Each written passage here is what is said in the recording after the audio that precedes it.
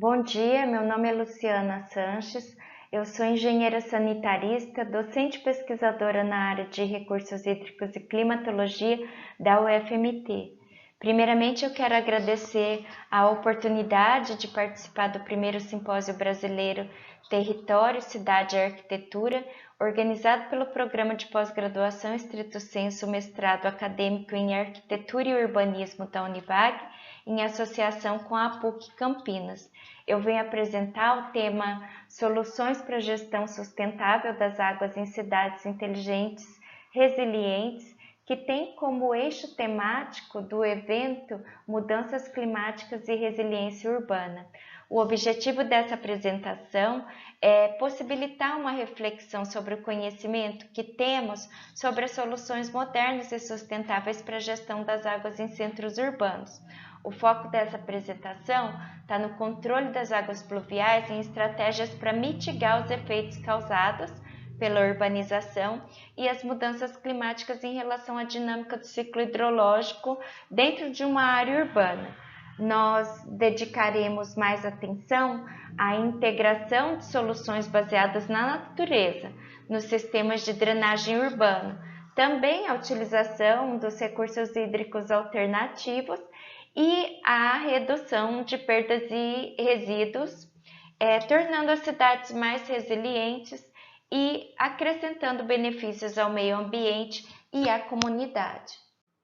Bom, primeiramente a gente vai relembrar que a Terra constitui a base principal para a subsistência e o bem-estar dos humanos, incluindo o fornecimento de alimentos, a produção da água e vários outros serviços ecossistêmicos, bem como a biodiversidade.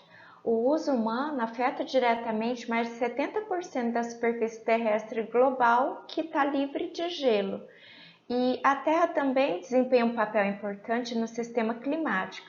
Os cientistas não têm dúvidas de que as atividades humanas vêm aquecendo o planeta, que mudanças rápidas e generalizadas ocorreram no clima do planeta e alguns desses impactos hoje estão sendo concretizados. Quando a gente fala de mudanças climáticas, de sistemas climáticos e estudos referentes a isso, a gente utiliza a referência o painel intergovernamental de mudanças climáticas, que em 2023 publicou o sexto relatório, que é o relatório do Grupo de Trabalho 1, que foi finalizado e aprovado por 234 autores de 195 governos. Essa é a maior atualização do estado do conhecimento sobre ciência climática. Nesse slide, eu mostro para você o site onde você pode obter mais informações de como são feitas essas simulações, as validações, e também tem a parte onde tem o resumo de todos os pontos importantes do relatório. E nesse relatório, a gente vai destacar que os cientistas dizem ser evidente que a mudança climática é causada por nós. A influência humana tem aquecido o sistema climático e ocorreram mudanças climáticas amplas e rápidas. A influência humana aqueceu o clima a um ritmo sem precedentes, pelo menos nos últimos 2000 anos. Várias serão as alterações no clima e suas influências no meio urbano, mas nessa apresentação a gente vai destacar as alterações causadas por eventos extremos. Por exemplo, a maior parte do planeta já está resistindo a extremos quentes, incluindo ondas de calor em grandes áreas, por exemplo, grandes áreas da América Latina. Alguns dos recentes extremos quentes teriam sido extremamente improváveis de ocorrer se não houvesse a influência humana. Outro ponto importante é que a gente vai estar lidando com chuvas intensas, então chuvas de grande intensidade e de duração baixa. Isso significa que, como consequência, a gente vai ter áreas com maiores inundações, alagamentos. Outro ponto importante que eu quero destacar é que provavelmente a proporção global de ciclones tropicais terá aumentado nos últimos 40 anos.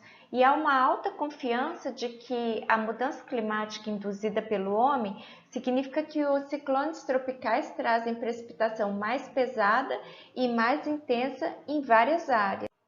Como exemplo, A gente viu no sul do Brasil um novo ciclone extratropical que se formou numa segunda-feira, no dia 4 de setembro, e provocou muita chuva, fortes rajadas de vento e até queda de granizo.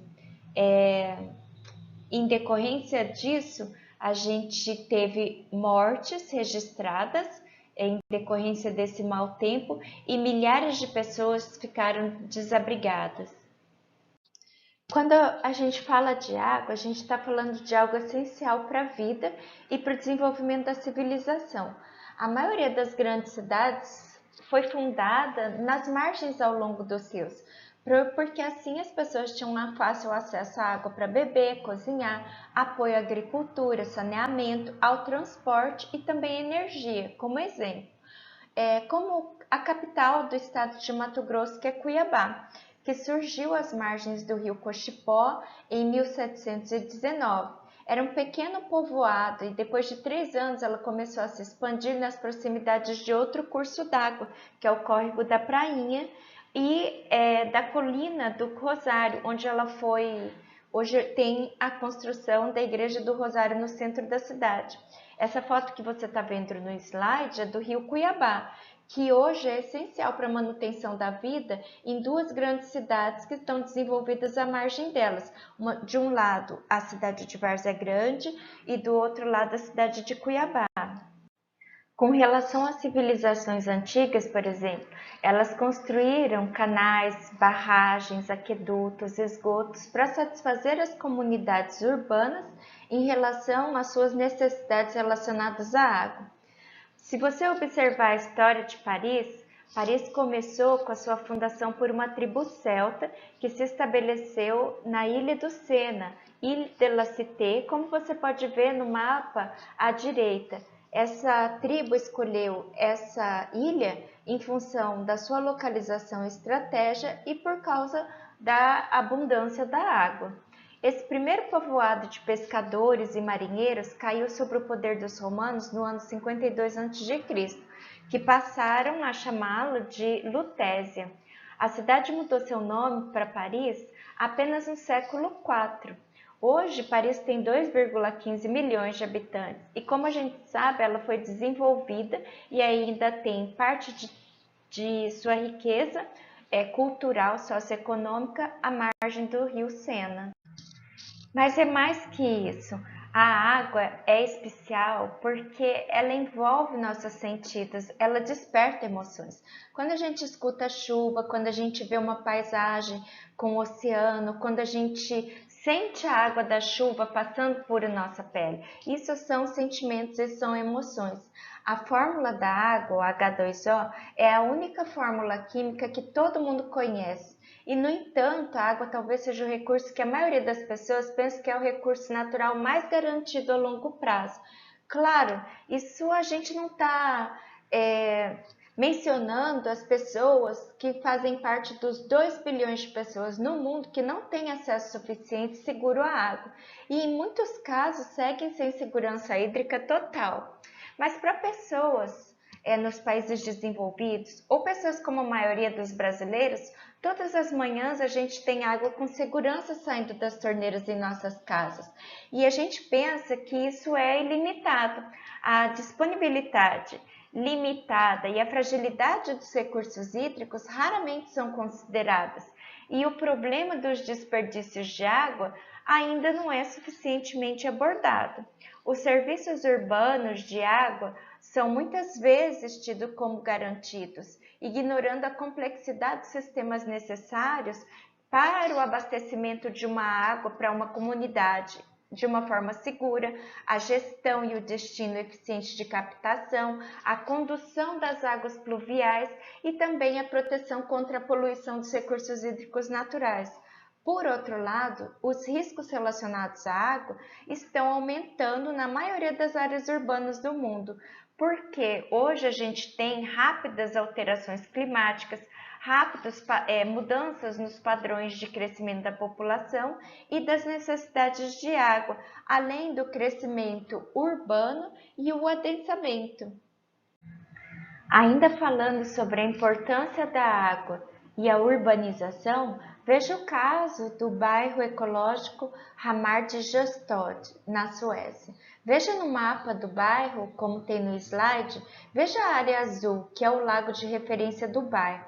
Nesse caso, a água foi o elemento inspirador da construção de um bairro ecológico na cidade de Estocolmo, que surgiu nas margens desse lago. Essa era uma área totalmente degradada que, após a construção de uma avenida principal, que era parte da industrial, ela estava completamente abandonada. E em 1990, a prefeitura decidiu recuperar a região, valorizando as áreas em volta do lago e começou a projetar a construção de um bairro sustentável, um bairro que hoje é modelo nacional e internacional. E pensando nessa lâmina d'água desse lado, do bem-estar de estar próximo a ele, nasceu esse bairro ecológico, que foi um projeto de um grupo de pessoas que pensaram na gestão dos recursos. Por exemplo, pensaram em como que seria a captação da água pluvial, como ela deveria ser drenada nos canais e que isso estivesse de uma forma harmônica com a sociedade, como uma unidade sustentável. Esse bairro, além dessa parte de água sustentável, da água pluvial, ele possui um sistema de coleta seletiva de lixo subterrâneo e pneumático que facilita a reciclagem.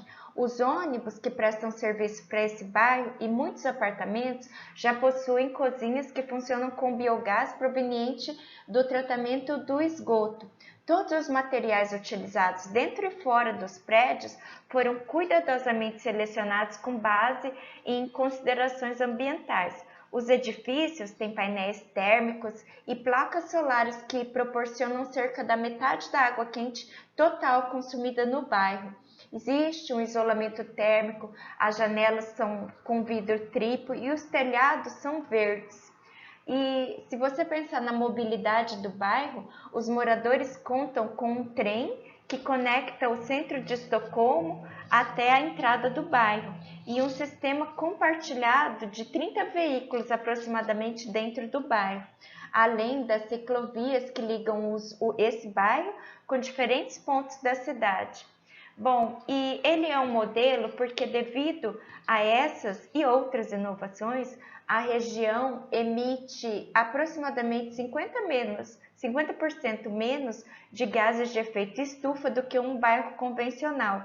Além disso, a recuperação do entorno natural tem sido total, incluindo as áreas verdes, os bosques e a parte de zonas aquáticas. Bom, mas ainda falando da importância da água e do desenvolvimento no meio urbano, eu não posso deixar de falar de Changchun, que é um riacho urbanizado localizado em Seul, na Coreia do Sul, que possui hoje um espaço moderno, que é um modelo de espaço público e de recreação. Mas antes, como você vê no slide, esse é o riacho Changchun, na Coreia, que tem uma importância cultural na história da Coreia. Até 1406, ele tinha o seu estado natural. Por isso, quando tinham chuvas fortes, atingiam toda a região e esse riacho inundava. Em 1441, foram realizadas grandes obras na tentativa de controlar essas cheias. Com o crescimento urbano, já na década de 1940, esse riacho começou a ficar obstruído devido à grande quantidade de lixo e de despejo de esgoto doméstico nele. As suas margens eram local de comércio, onde se encontravam mercadorias baratas e de segunda mão. E essa região toda cheirava esgoto constantemente. Incomodava muito as pessoas que estavam trabalhando ali, as pessoas que moravam ali. Mas em 1958, por causa de toda essa situação, eles resolveram construir uma cobertura de concreto sobre esse leito do rio, causando assim um nível maior de poluição sonora e de poluição no ar. Em 1968, então foi fechado completamente e uma via expressa foi construída de forma elevada para resolver todos os problemas de tráfego. Nessa época, o problema já eram os veículos que eram que acessavam a região e eles precisavam de espaço para esse trânsito de veículos. Eles tinham uma grande pressão econômica e um grande crescimento da Coreia. Então, eles tinham muito problemas com o trânsito de carros.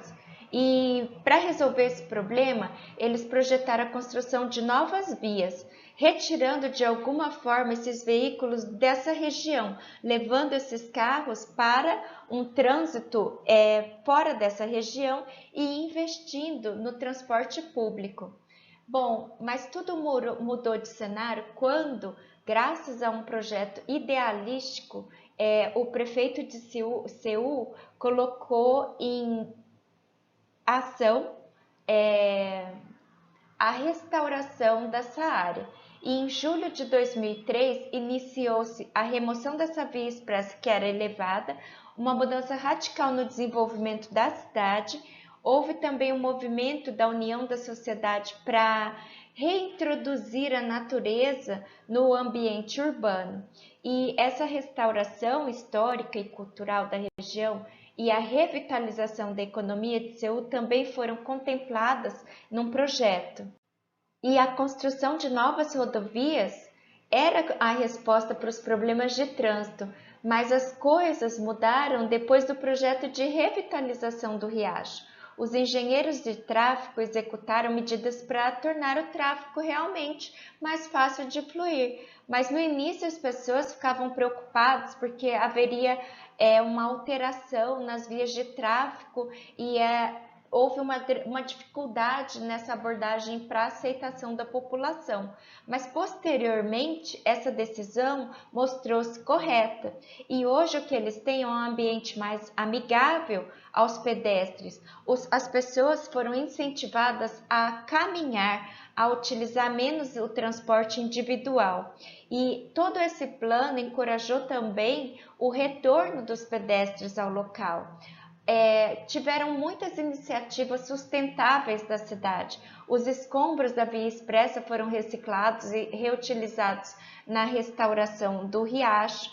Mais de 3.000 pessoas foram realocadas para outras áreas e milhares de reuniões foram feitas para gerenciar os conflitos. Mais de 5.000 azulejos foram pintados pela população e neles a população expressa todos os desejos para o futuro de Changshan. E esses azulejos hoje estão colocados nas margens do riacho e são vistos pelos pedestres que transitam no local. E como é importante o planejamento das cidades? Porque é nas cidades onde vive a maioria da população mundial, onde a inovação e as oportunidades são cultivadas e onde convergem o governo, o comércio, a cultura e a sociedade. A urbanização global está em ascensão. Até 2030, mais de 66% da população mundial vai estar vivendo nas cidades. Pensa que em 2018 era 55% das pessoas que moravam nas cidades. Esse ritmo acelerado das mudanças urbanas, impulsionado pela migração rural, urbana e pelo crescimento populacional, coloca uma pressão sobre os serviços e os recursos disponíveis numa cidade.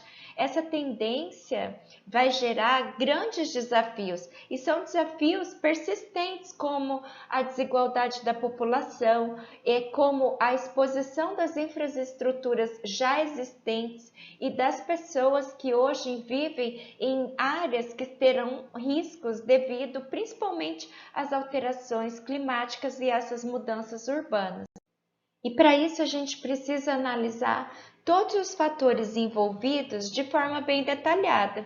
Os eventos de catástrofe, por exemplo, que são consequência de fenômenos hidrometeorológicos, são fortalecidos pelas alterações climáticas e acabam ameaçando mais as infraestruturas, as economias e as pessoas que estão habitando nessa cidade. Simultaneamente, o aumento das temperaturas e a alteração no padrão de precipitação agravam ainda mais os efeitos das ilhas de calor urbana, ilhas de frescor urbana também, e colocam mais pressão sobre o abastecimento de água, sobre a alteração no nível do mar, sobre a ameaça que a gente tem nas zonas urbanas costeiras, que hoje não são, que são inabitáveis. Então, todos esses impactos climáticos sobrepõem-se e agravam as vulnerabilidades já existentes, incluindo as infraestruturas e as populações que hoje já estão habitando em determinados lugares.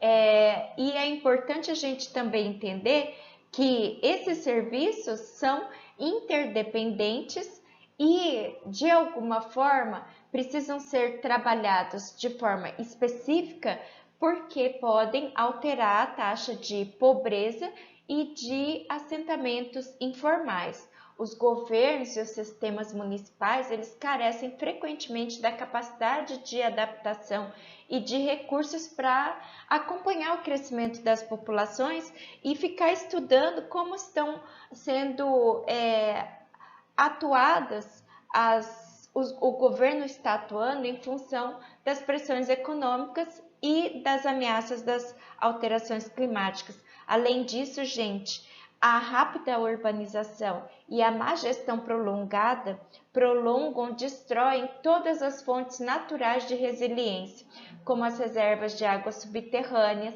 as florestas, a montante, as florestas, a vegetação nas cabeceiras, a montante das bacias hidrográficas, os sistemas costeiros, e isso acaba diminuindo a capacidade de absorção das cidades para resistir aos choques hidrometeorológicos ou para resistir aos efeitos de subida do nível do mar. Por isso, precisamos pensar em uma cidade inteligente, resiliente. Uma cidade resiliente, ela tem a capacidade de um sistema, ou uma comunidade, ou sociedade que está exposta a riscos de resistir, absorver, adaptar-se e recuperar-se dos efeitos de um perigo de maneira tempestiva e eficiente, através, por exemplo, da preservação e restauração de suas estruturas básicas e funções essenciais. À medida que as cidades enfrentam um crescimento crescente, num futuro com maior risco e vulnerabilidade às alterações climáticas, por exemplo, é necessária uma abordagem sistêmica multissetorial, que precisa ser ampla para poder reforçar a resiliência. O reforço da resiliência das cidades pode ter efeitos regionais, uma vez que as cadeias de valor e as economias rurais abastecem frequentemente as cidades com recursos e dependem das zonas urbanas para os serviços e acesso ao mercado.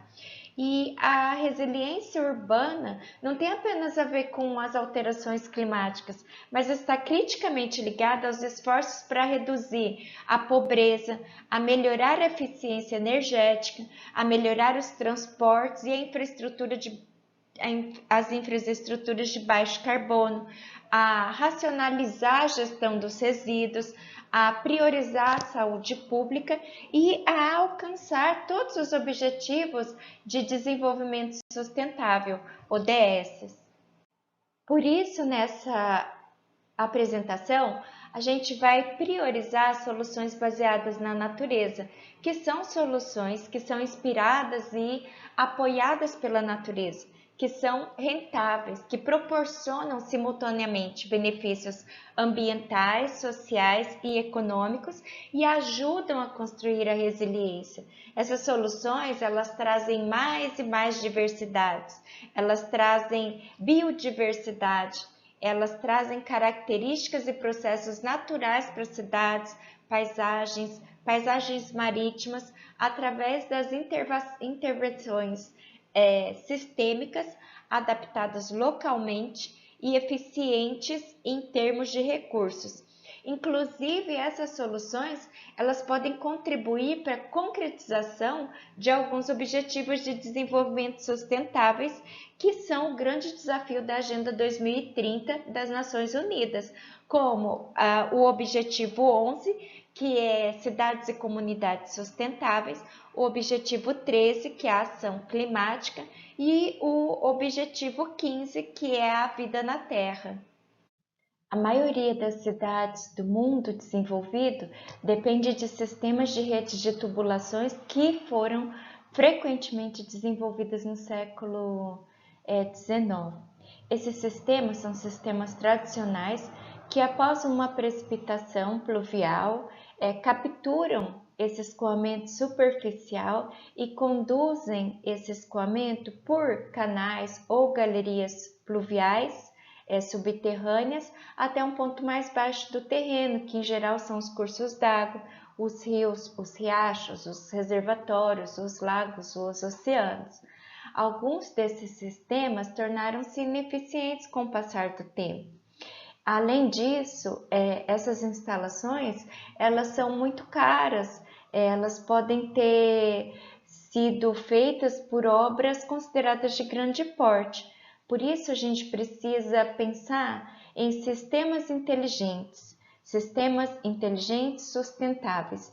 E é o que a gente vai fazer agora. A gente vai fazer uma reflexão nos próximos slides para a gente ver soluções que algumas são surpreendentes, baseadas na natureza, para a gente mostrar que existe a possibilidade de, muitas vezes, fazer um levantamento e fazer a redução de grandes obras e fazer alguma obra alternativa sustentável que prioriza a harmonização de todo o sistema. Nessa foto a gente vê duas bacias, uma bacia de detenção e uma bacia de retenção. Pensando em soluções de drenagem urbana, principalmente em solucionar as vazões máximas, que são vazões de pico, que são decorrentes de uma determinada precipitação pluvial com alta intensidade, nós temos o conceito de reservatórios de amortecimento. A concepção dos projetos desses reservatórios de amortecimento de cheias pode se dividir em dois grandes grupos. O primeiro, como é visto do lado esquerdo desse slide, que são os de detenção, que funcionam a seco e usam todo o volume disponível no processo de amortecimento da cheia, sendo essa sua principal preocupação de projeto. E do lado direito, a gente vê o conceito dos reservatórios de retenção, que mantém um lago reservatório permanente. Ele também é capaz de amortizar a cheia, mas principalmente pela variação na lâmina d'água e, consequentemente, no seu volume, mas que exercem uma função adicional de melhoria da qualidade das águas pluviais que recebem. Para cumprir com essa função, o tempo de retenção d'água no reservatório também é bastante importante. Isso implica que, além de projetar o volume do reservatório, as estruturas de descarga e o próprio desenho da planta do reservatório são importantes para permitir que o percurso dessa água garanta o tempo necessário para sedimentação e melhoria da qualidade da água através da sedimentação e dos mecanismos de decomposição biológica. Você pode pensar em outros tipos de bacia de detenção, por exemplo. Você pode construir um campo de futebol que é utilizado no período de chuva para o amortecimento de cheia, como você pode ver nesse slide. Você pode pensar no aproveitamento dos espaços ocupados pelas estruturas de construções para o amortecimento das cheias devido ao escoamento superficial, gerado por pelo período de chuva ou por uma chuva intensa, e você pode pensar no período de seco, que ele pode ser utilizado como uma praça de esporte. O uso integrado desse tipo de reservatório junto a parques pode permitir um bom ambiente recreacional. As zonas planejadas de detenção ou retenção de águas prevêem projetos sociais. Inclusive, por exemplo, nesse slide que a gente vê, é um parque de Atlanta, que hoje é considerado um triunfo do design urbano contemporâneo. Mas ele é muito mais do que isso e foi projetado com conceito ambiental. Além de ser um belo parque, ele também é um projeto de mitigação das águas pluviais que está disfarçado como um espaço verde urbano habitável e com várias trilhas para caminhada. Hoje, você pode considerar que ele é um projeto ambicioso com dupla finalidade. Esse projeto original, ele exigia uma enorme cisterna subterrânea abaixo de um estacionamento fechado. Essa cisterna iria captar água pluvial na região. Essa obra ela foi estimada em 40 milhões de dólares. Mas antes que eles começassem a executar essa obra, a Atlanta considerou que era um desperdício a construção de uma obra desse porte, visto que parte do ano a grande cisterna estaria vazia, e aí eles começaram a pensar em uma opção funcional da infraestrutura verde, não só para lidar com a questão de escoamento superficial, mas também oferecer um parque urbano. E esse projeto, que hoje é visitado por todas as pessoas, é uma área de lazer, esse projeto resultou em uma economia de 16 milhões em relação ao projeto original. Nesse slide, você pode ver uma solução para as vazões de pico, que são as vazões máximas decorrentes de uma chuva intensa.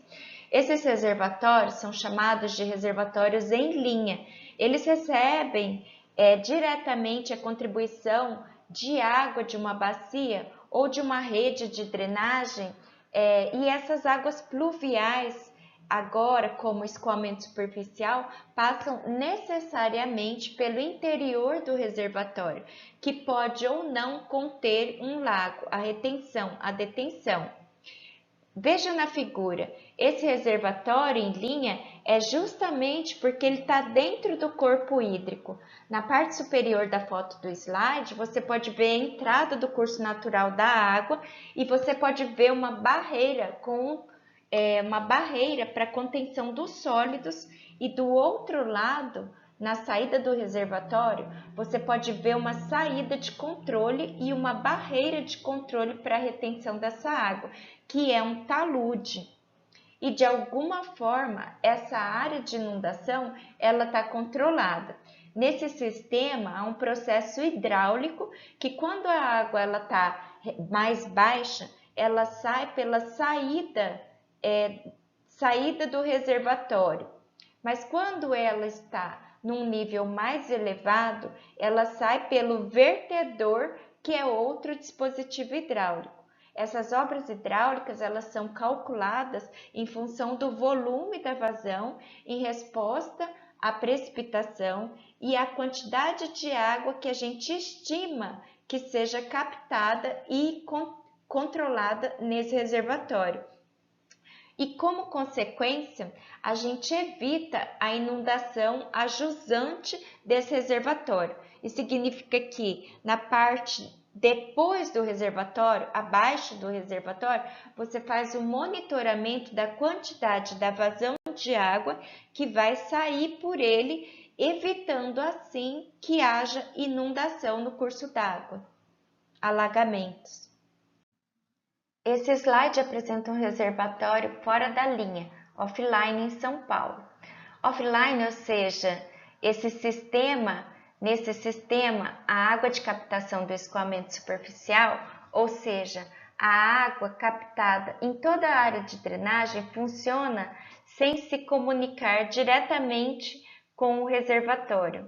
Como você pode ver no slide, na fotografia, esse reservatório está ao lado da avenida principal, que não é um curso d'água natural, não faz parte do sistema de drenagem. Quando o escoamento superficial atinge uma determinada vazão, esse escoamento superficial é conduzido para dentro do reservatório, que é acessado geralmente com um extravasor ou pode ser com um vertedor projetado para desviar toda a água para dentro desse local que inicialmente vai estar seco. As configurações geram diferenças nos dispositivos de entrada e de saída, dependendo da situação da bacia, do relevo da bacia, da uso e cobertura do solo.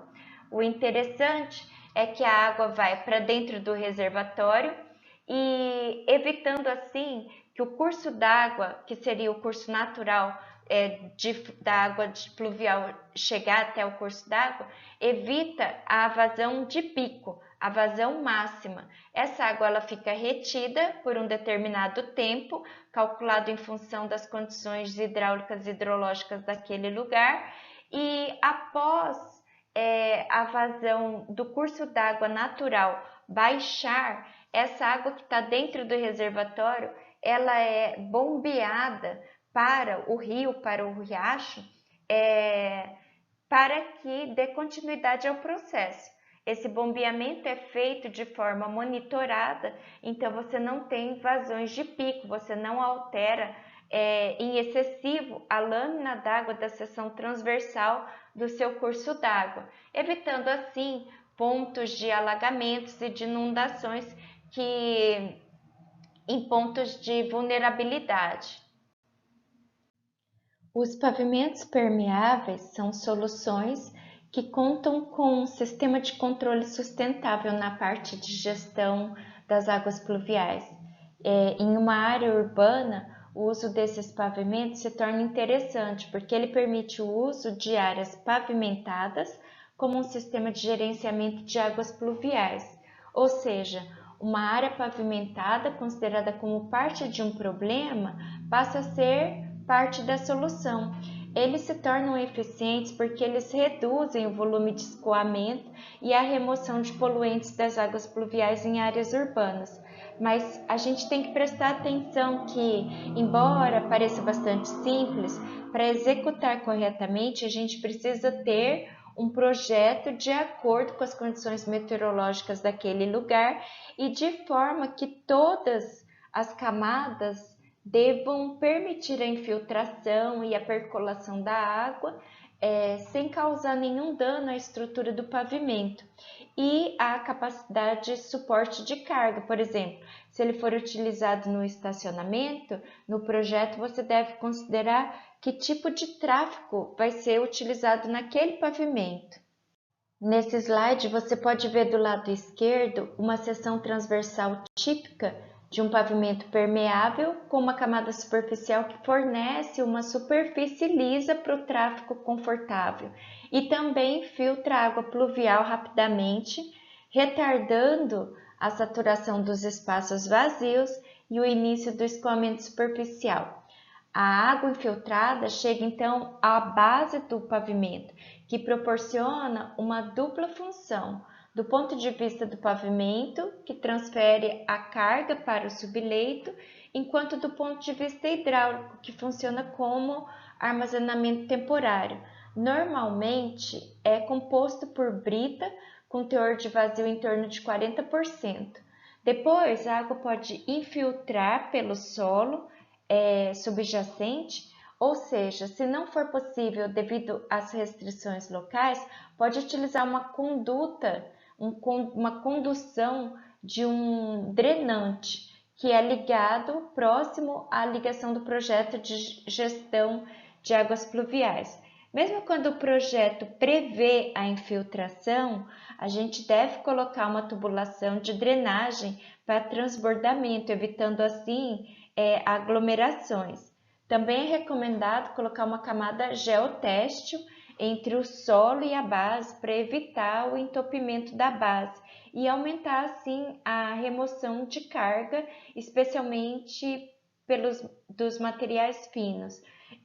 No entanto, um programa de manutenção adequado deve ser fornecido para evitar esse entupimento excessivo, né? Reduzindo a quantidade de infiltração abaixo do nível de funcionamento.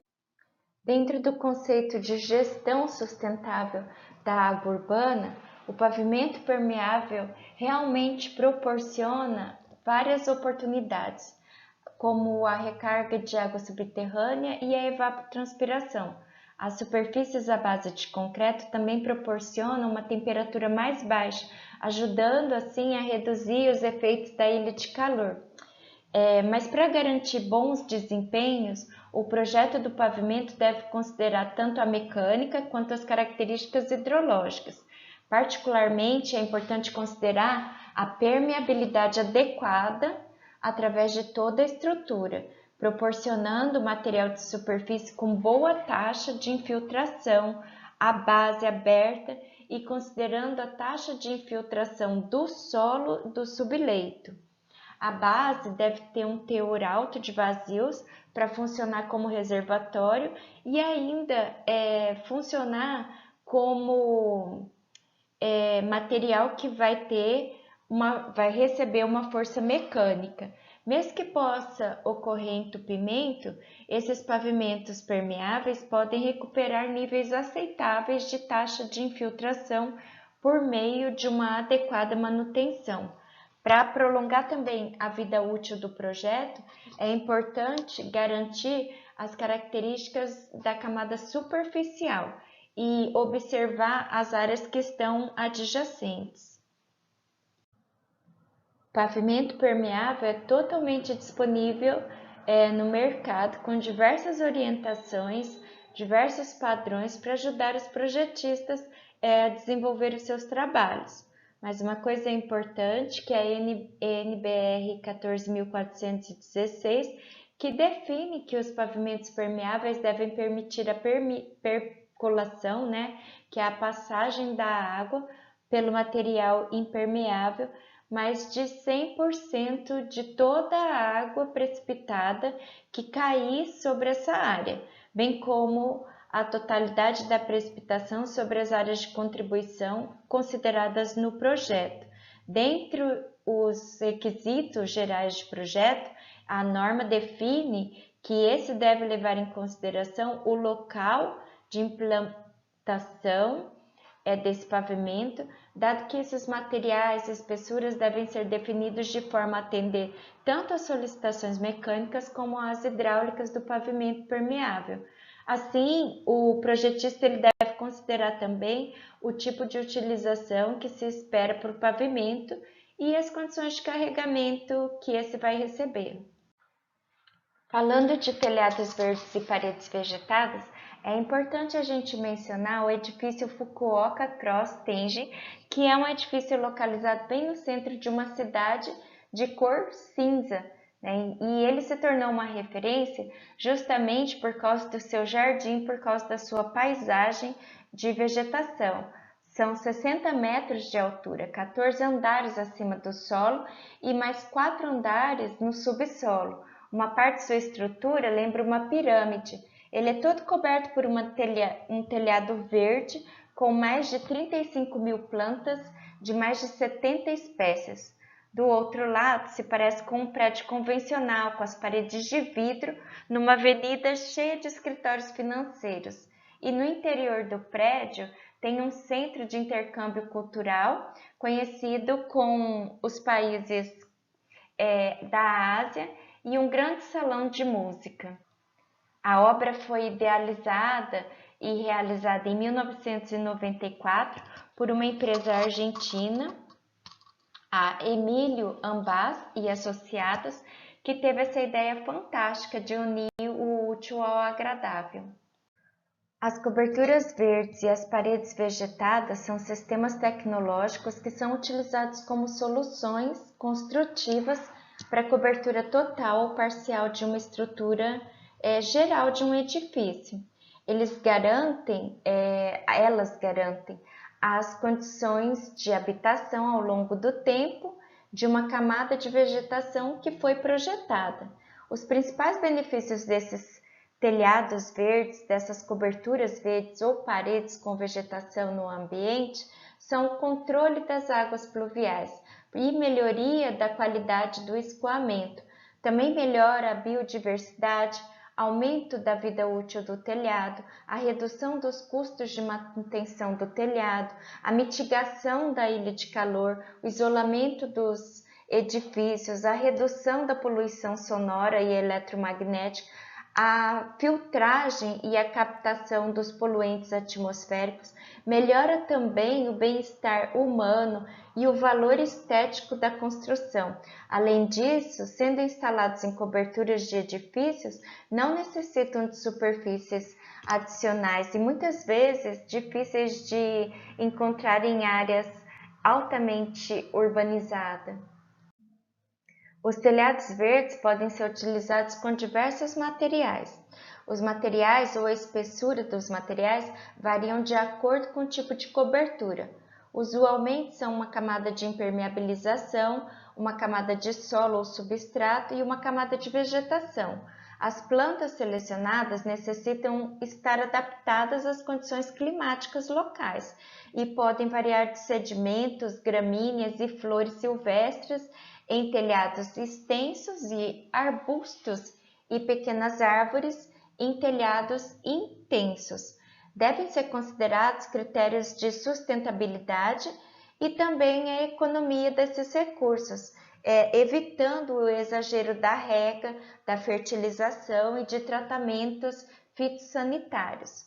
No caso de grandes coberturas, é previsto, deve ser implementado também um sistema de monitoração da qualidade das águas excedentes do ponto de rejeição para o ponto natural. A instalação da rega, ela deve ser protegida de possíveis danos causados, por exemplo, em extremos de situações climáticas, como por exemplo as geadas.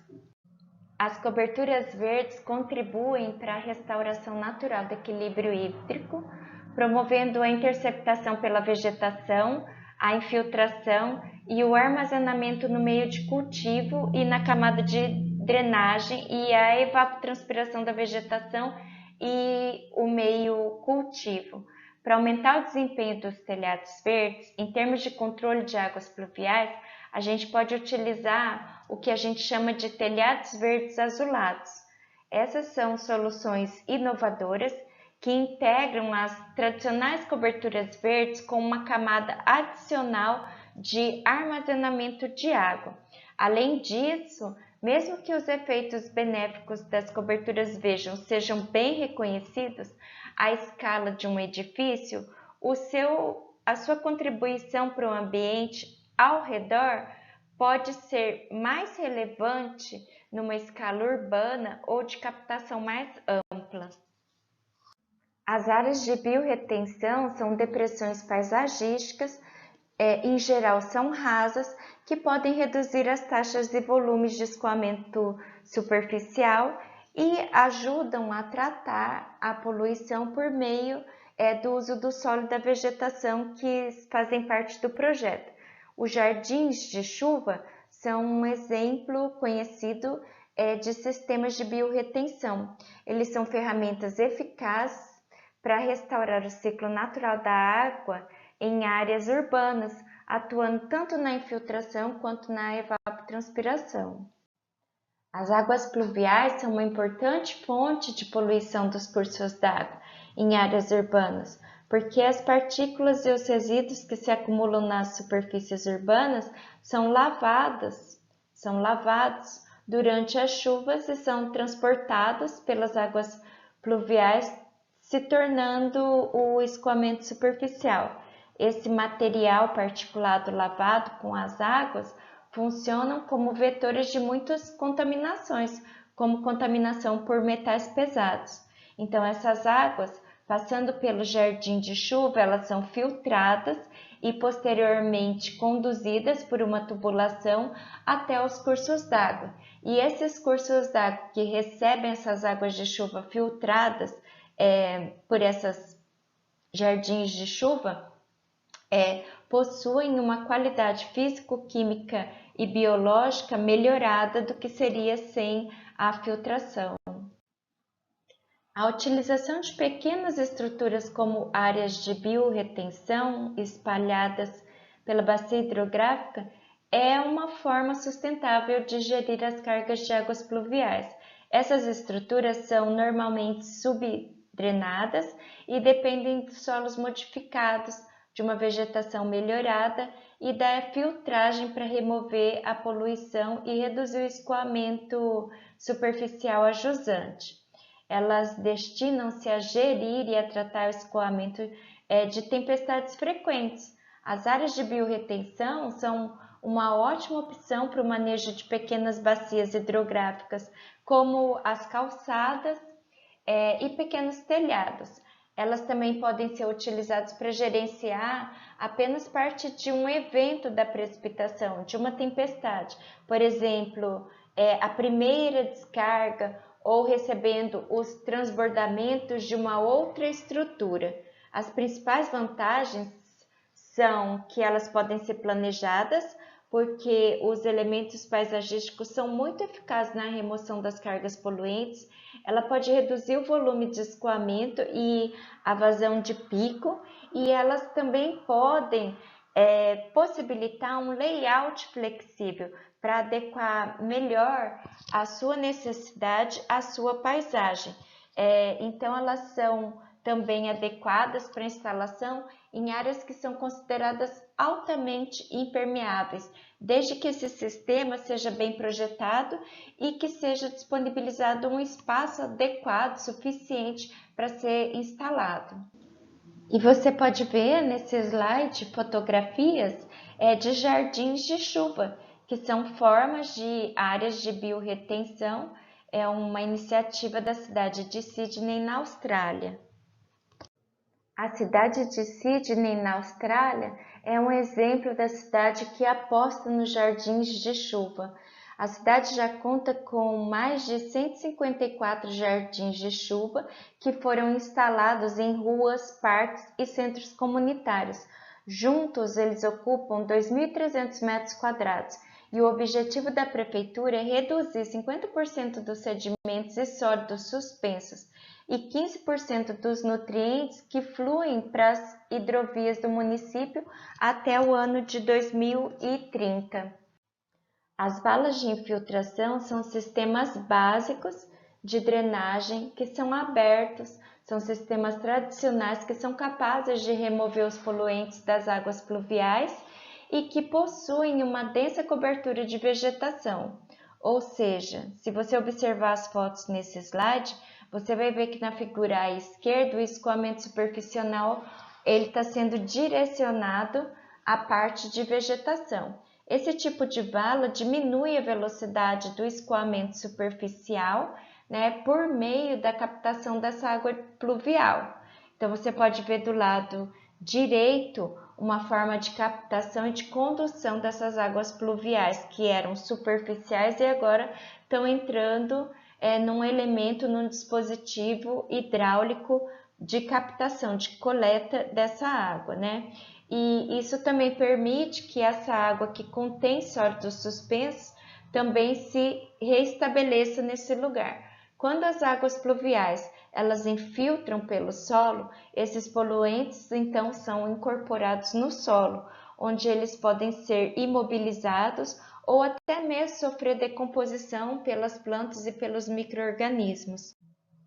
As valas de drenagem são mais adequadas para tratar o escoamento de estradas e de rodovias, às vezes também de estacionamentos e calhas de telhados, dependendo da situação. Elas não devem ser construídas em solos com alto teor de argila e ela deve estar perto, pelo menos de meio metro a 1 metro das águas subterrâneas. Elas devem ter um caminho de acesso para sua manutenção. As trincheiras devem ter, de certa forma, um projeto de drenagem que seja excelente para que não seja entupido, Então, você deve prever a tubulação perfurada para poder fazer a passagem dessa água pluvial. A manutenção dessas valas, são valas também de biorretenção, fazer a manutenção para poder remover regularmente esses sedimentos acumulados. Por exemplo, a determinado período de tempo, meses, a gente deve verificar se tem danos de erosão, se existe caminhos preferenciais do fluxo, se é preciso substituir o solo em áreas erodidas, se é preciso replantar áreas que estejam necessitando de alguma ajuda, se é preciso aparar a vegetação que está naquele lugar, substituir as plantas mortas por novas, e assim, sempre fazendo a manutenção, você tem um sistema adequado dessa drenagem nessas valas que são consideradas biorretenção. Assim eu finalizo essa apresentação, agradeço a oportunidade de estar participando desse evento e me coloco à disposição para qualquer dúvida.